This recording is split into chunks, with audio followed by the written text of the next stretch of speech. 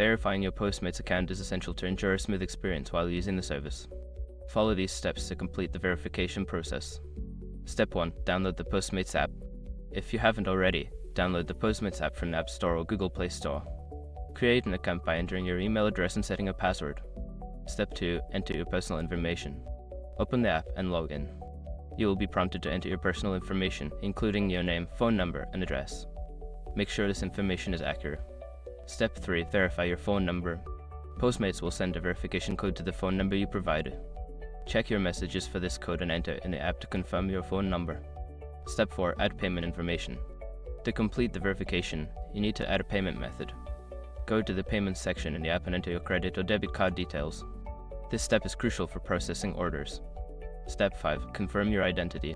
In some cases, Postmates may require additional identity verification.